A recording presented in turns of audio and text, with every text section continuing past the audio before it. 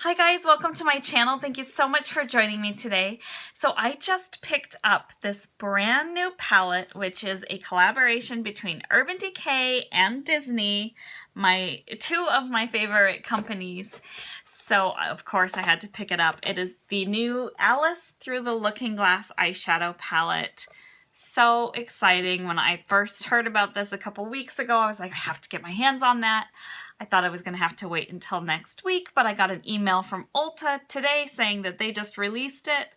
So I called my Ulta and they're like, yep, we released it today. We have it in stock. So I went and picked it up and I'm so excited.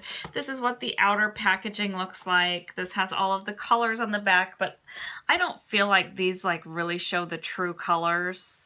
You know, in the pictures on the back. So you have to actually look at the palette for that, which I will show you in just a minute. So that is the outer box, and this is the beautiful palette that is inside. It's very chunky, which is kind of a throwback to their old Book of Shadows type packaging. I think that the original collaboration that they did for the first Alice in Wonderland movie, I believe was similar to this as well. So when you open it up, you do have a fully functional mirror, as well as these two little flaps that look like a book. It says, "I'm not strange, weird, off, nor crazy. My reality is just different from yours." So that's really cute. And then if you open it up, you can see this pretty little butterfly, which honestly is pretty, but completely not functional, you know, as part of a makeup palette. So the juicy stuff that's inside is this gorgeous palette. Now, if you see the size of this, this is so not functional, but if you just stick it on top like this, then you can actually use this as kind of a functional palette, which is really cool. On the mirror, it says, "We're all mad here." And then on here, it says, "I know who I was when I got up this morning, but I must have changed several times since then." So I like how they have all of those quotes throughout the packaging. But let's move on to the actual shadows. So you have 1, 2, 3, 4, 5 rows. So you have 20 shadows. These are all brand new shades that are exclusive to this palette. Each column here represents a character in the movie. So the first one is, can you guess? It's Alice. And then the second one is the Mad Hatter. The third one is, what's her name? Marana. And then the fourth one is Rasabeth, and then the last one is Time. So I will go ahead and just get swatching for you. This one is Alice. That's what the shades look like. Aren't they pretty? It's the first one, second one, third one, fourth one. And as you can see, the third one, which is Dormouse, is the most pigmented. This peachy one called Reflection is really pretty. Because I'm so fair, you know, sometimes these shades just aren't going to show up as well on me as they would on someone else. But that's a really nice color. Also, the first one, Looking Glass, is very light pink shade, is really pretty. They all feel really nice and buttery. So, so far so good. The shadows all feel really nice and your typical Urban Decay quality, which is awesome. Next up, we have the Mad Hatter row. And in that row, we have Hatter, Gone Mad, Paradox, and Cake. All very pretty shades. I'm just waiting for a minute for my hand to dry. Okay, so we got Hatter, Gone Mad, Paradox, and Cake. Hatter, Gone Mad, Paradox, Cake. So that is what they look like. I apologize for the kind of streakiness. I really don't think it's because of the shadows themselves. It's because my hand is still a little wet from that makeup remover wipe that I just used. So I do feel that this first kind of Hatter shade does need to be built up a little bit, so it's not super duper pigmented on its own, but that's okay. That way you can have like a lighter green shade if you want. So I think that's a really nice row as well. But again, the Hatter and even the Gone Mad shades, which are the green and the dark purple, do need to be built up a little bit. So just keep that in mind. Wipe off my hands on my pants. Dry them off here. And then our next column is going to be the White Queen, which is Murana.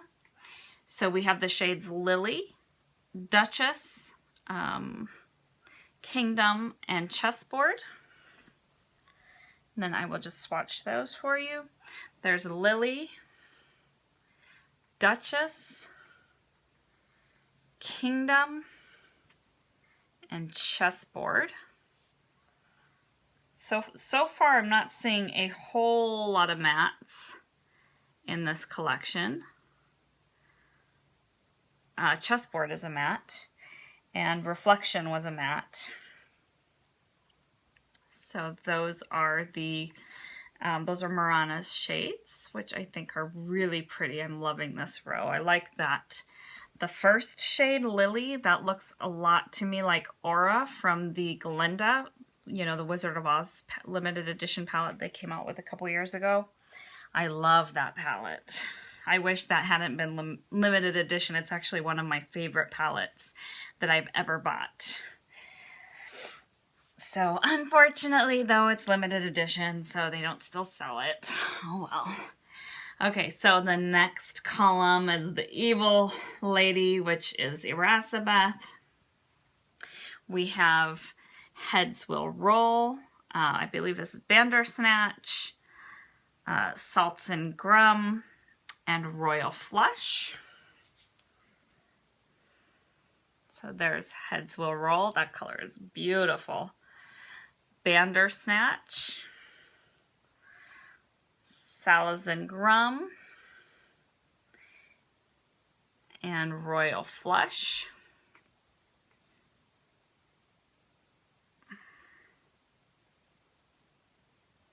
Ooh, pigmented, holy moly. So it looks like this first one, Heads Will Roll, you may have to build that one up a little bit. Bandersnatch is not quite as soft as the other mattes. This one is obviously very pigmented. Salts and Grum, a gorgeous shade, and I just got some extra right there. And then this one, Royal Flush, I think is really pretty, but it feels very gritty, like their typical like gritty, glittery shades, but I don't feel like it's that, it doesn't have that like chunky glitter that they normally have, so I think it's not too bad. But there are a few shades in here that I do feel like are not like immediate pigment, and you do actually have to build them up a little bit.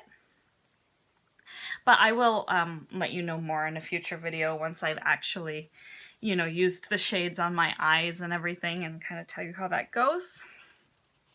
Okay, so now we're on our last column. Excuse me, this is the Time column, which is a new character for this movie. First shade is Time. And then Dream On, this is another gritty one.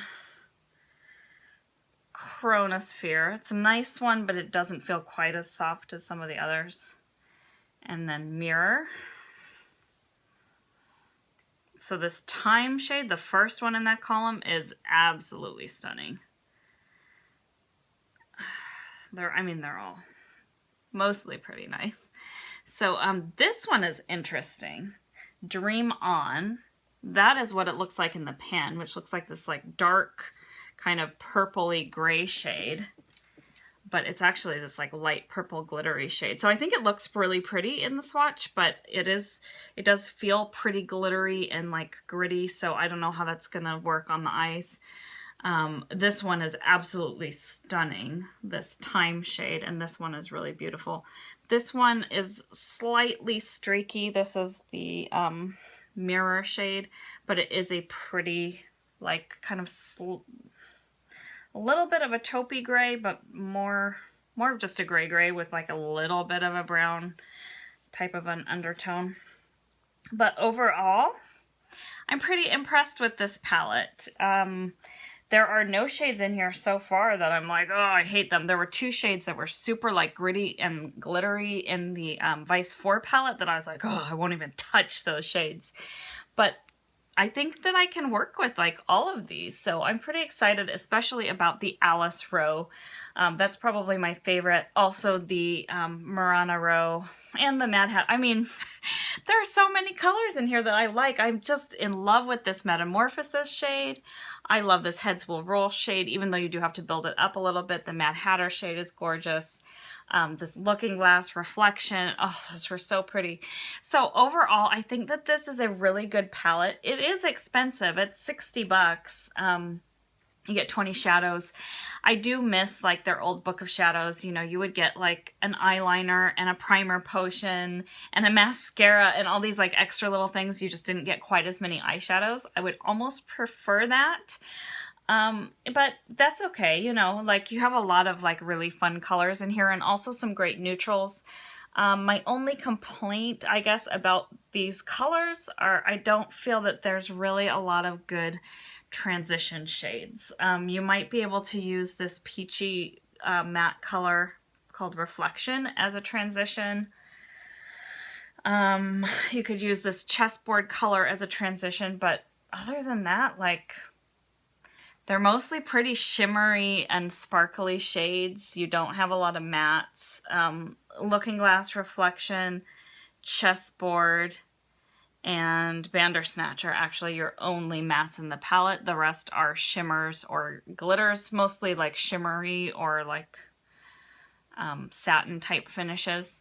So they are really pretty pigmented. I think that this is a good quality palette. For me, it's worth the money because I love Disney and I love their limited edition palettes. I love Urban Decay. So I am really happy to get this, but as far as the packaging goes, you know, it is not the most convenient type of packaging. This is definitely not something that you want to take traveling anywhere. This will just fall right out, you know.